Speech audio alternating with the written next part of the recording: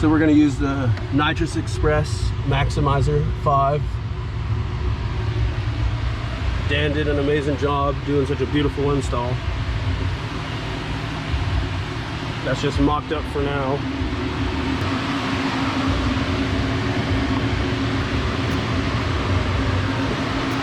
Right now we just got done mounting the Lingenfelter box.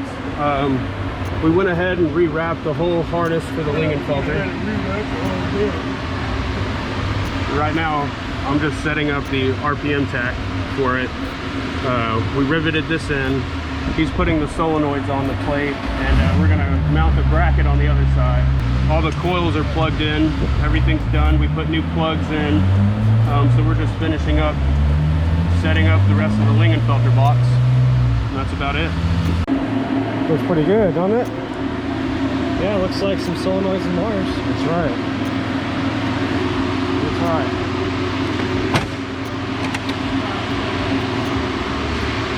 That looks good enough, huh? Good enough? Is that our attitude around here? Good enough? You just say that looks excellent. Jesus Christ. Maybe go behind. Can you go behind that sensor? Or just unclip the sensor from the wall. Yeah. You about to put the solenoids in? Jeez, here, please piss off. Let me wrap it. Yeah, so I'm about to put the solenoids in.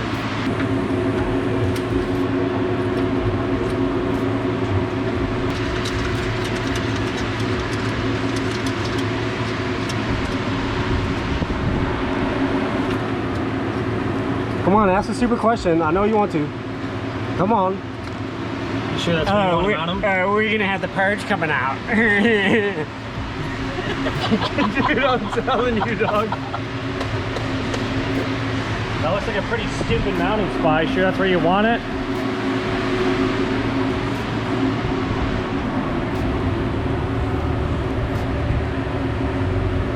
Looks like crap. Kindergartner could have done a better job. Dan thinks he's all good. You hear me? There ain't no turning back now. I already got the wires in there. I was just commenting on your beautiful CJ, build job. Thank you. I had CJ, you know, I asked CJ. I said, CJ, what do you think about mounting these solenoids here? He said, Dan, that looks pretty fucking good. I said, okay, that's what I thought too. I don't know why y'all listen to me. Just wanted your opinion. Not that I give a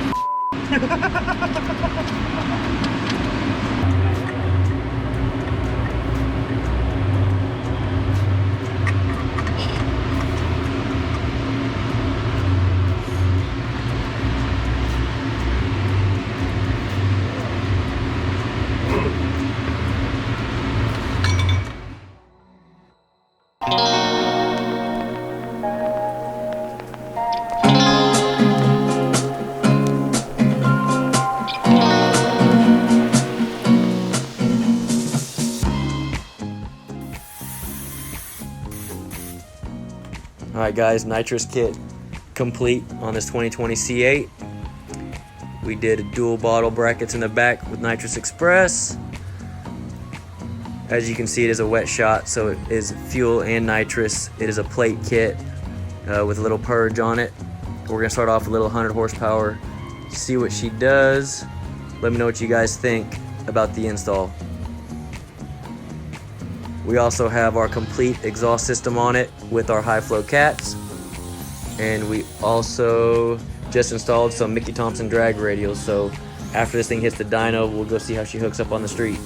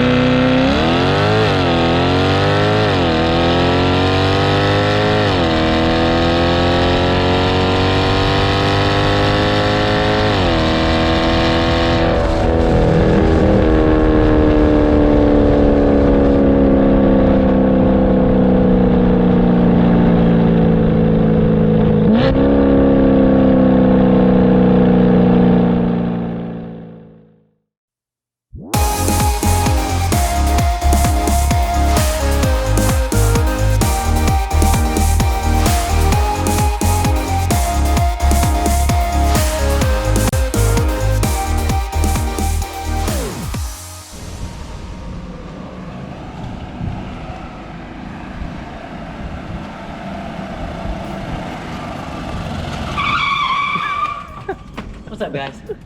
All right, so we took the C8 Nitrous car to the track a few weeks ago, but I want to share with y'all our experience and what happened leading up to the track as well as at the track. So this was the red C8. I'm sure y'all have seen some videos of it. It has our full catback exhaust system on it with our high flow cats. We added a Nitrous Express system to it. I guess I can start showing y'all stuff as we go here. I'll show you that in a second. So the car on motor was making around I think it made like right over 460 rear wheel horsepower with, again, just our exhaust system and the high flow cats. We added a full Nitrous Express wet shot with a plate on it. So obviously you have fuel and nitrous solenoid. Here's our little plate kit and also a little purge. And we decided the customer wanted it to look very nice, so we did a dual billet bottle brackets in the back. Again, on the dyno, it was making, I believe, 460 on motor. We started off at 100 shot. I believe it made like 580 to the tires. And we ended up making right over 600 rear wheel horsepower, right over 600 rear wheel torque. And I will be honest, we did feel the transmission start to slip at the hit of the pull. Nitrous is very aggressive, so right at the hit, it is all the torque as soon as you hit the button, right? So we felt it slip a little bit. Again, the dyno numbers were good, so you know, we figured at the track it would be a 10-second car if everything goes as planned. So we took it to the track. It was, man, it was like a 100-degree day. I'm really not sure what the DA was, but it was brutal. Here in Houston, it wasn't good. Humidity was bad. We did the Mickey Thompson drag radial for traction, which to be honest, this thing hooks up pretty good on the street. And we didn't have time to test the nitrous on the street. We literally had the car done on the dyno, and the guys at the track said, hey, there's a track rental. If y'all want to come out here, let's go. So we loaded up, went out there. First pass, we ran it on motor. It went 1120 at 121 miles an hour. Again, it was so hot outside. We probably could have bettered that time, but I wanted to turn the nitrous on and see what it was gonna do, right? Yeah, the first pass on the nitrous, we had a 150 on it. And again, we knew the transmission slipped a little bit on the dyno. I knew it was gonna be a little bit worse on the track or on the street because of more of a load. But again, I just wanted to, for data purposes and to see what happens, to run it, right? So the first pass we made, it still went a 1.660 foot, but in the higher gears, the transmission was starting to slip. And when the transmission does start to slip, the computer sees that, it pulls timing to try to save the transmission. So the very first pass we made on nitrous, I think it was a 1090 at 125 miles an hour, maybe 126. We got back, we let it cool off just for a little bit. I decided to down jet it to try to keep the transmission a little bit more happy. And it actually liked it a little bit better. It still wasn't great, but it went a 1080 at 126. With that being said, that was with a 100 shot, right? It went a 1080 at 126. But again, guys, the transmission in this thing, you know, we were very soft out of the gate. There's no nitrous in it in first gear. Second gear, when the nitrous comes in, as soon as the nitrous comes in, you can see the transmission start to slip. It tries to pull timing out to try to save the transmission, to try to save the clutch packs. If it wouldn't do that, I mean, this car, with the horsepower it makes, I mean, it's a solid mid to low 10-second car all day long. But in all, it was a good day. The car worked great, ran great. We got to drive it back home afterwards. There's a few things I am gonna do with the nitrous to see if we can get it to come in a little bit differently to try to make the transmission a little bit more happier. But we've had the customer car for a couple weeks now. I wanna give it back to him, let him drive it and enjoy it. After that, he's gonna bring it back to us. We will make a few changes on the nitrous. We are gonna probably upgrade the clutch packs in the transmission and take it back out and see what we can do with it. The 60 foots were consistent, about 1.6s all day long. It is a taller tire, so I think if we put like an 18 on it, I think we can go like a 1.5 60 foot. That'll give us at least another 1/10 to a 1/10 and a half all the way out the back. Cool things I wanna show y'all with the nitrous. This thing is made so a customer can hop in the car, go drive around town. If someone pulls up next to him, he will be ready to go. So we have 2 bottles in the back, which they're not in there right now. We're getting ready to fill them for the customer. They have bottle heaters built into them as well as openers. So when the customer's in the car driving around town, he literally has his own switch panel here. So you arm the nitrous and he can, you know, he can be driving around town with the heater on, and they're thermo controlled, so they will shut off at a certain temperature and turn on at a certain temperature to keep the bottle from getting too hot or too cold. And then we have our little purge button here, and then our bottle openers as well. So if he's driving around town, someone pulls up next to him, all he has to do is arm the nitrous and hit the gas, and he's got that extra 100 horsepower. With the nitrous on the car,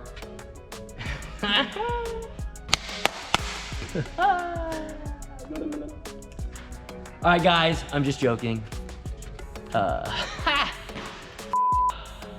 With all the transmission talk, I do feel a boosted application will be a little bit more forgiving on the transmission. It'll be more of a linear curve versus the nitrous coming in so hard. So the initial torque when it comes in won't be so violent. So hopefully the numbers will go a little bit higher with horsepower and torque with a boosted application. So obviously this is one of the cars we finished a couple weeks ago with the nitrous kit. A lot of y'all are asking for an update on Mike's car, street speeds. His is getting our twin turbo system. And guys, you have to remember, we aren't just bolting on 2 turbos and a wastegate, or 2 wastegates and 2 blow-off valves, and just, here you go, make some cool sounds and all that. We're designing a kit to try to be the most efficient, anywhere from 700 rear wheel horsepower to 2,000 to 2,500 rear wheel horsepower, right? With just changing turbos out, engine stuff, fuel system out, stuff like that. And when you go into designing a kit like that, there's other things to think about when it comes to heat. You got oil lines, coolant lines, water lines. It's not as simple as just bolting 2 turbos on and fabricating a few things and shipping it down the road. So with that being said, the kit is just about done. We got final assembly on it right now. So I'm sure y'all will be seeing a startup video from it very soon. So people are asking, people have been saying in other videos we've made that our tech, Dan, is kind of rude. So what do you say about that? He's actually the most quiet guy in the shop, usually, sometimes. But people have been asking for more vlog style videos, so we're trying to share more of what we do in and out of the shop. Man, we do this for a living, yes, but we like to have fun. So in all honesty, guys, he's just having fun and joking around with you, whether it's you or you behind the camera that y'all can't see right now. The other big thing on these cars, guys, obviously is tuning. Everyone's talking about it on the internet. Anyone that knows GM stuff, everyone knows. Just like the 19 ZR1, it took over 8 months to get in the stock ECM. That being said, everyone says this thing's gonna be impossible to get into. So we're looking at several different options to try. With this car right here, obviously with just the nitrous on it, tuning isn't that crazy, but it would help greatly if I can get into the ECM to help with those timing areas and stuff like that when the transmission's slipping. We also are working on a piggyback system that will hopefully keep the stock ECM intact for like the twin turbo car we got going on. We're gonna test that to see if we can keep everything happy, keep all the stock sensors happy while controlling what we want to control, to actually be able to give somebody a true car back that makes boost, that can drive around town, not have check engine lights, not die at stoplights, not have to do reduced engine power stuff. You know, we're gonna try to actually come up with a solution, not just a little temporary thing to let it work on a dyno and say, oh cool, it made this much horsepower. You know, we are gonna actually design something that works for the end user to be able to ship the car back to California, New York, overseas, just like we do every day. They can hop in it, drive it, and actually enjoy the car. So that's the goal. Again, it might take more time to do it, but we are in the process of doing that, guys. You gotta bear with us. We're doing as much as we can, as quick as we can, but it will be well worth it when it works. Do leave your input on YouTube. Like I said, we don't post that many, but we're starting to post more. So give us your input. Tell us what you wanna see, what do you wanna see more of, less of, more street stuff, more cars being built, more guys talking. You tell us what you want. Please leave comments below and let us know.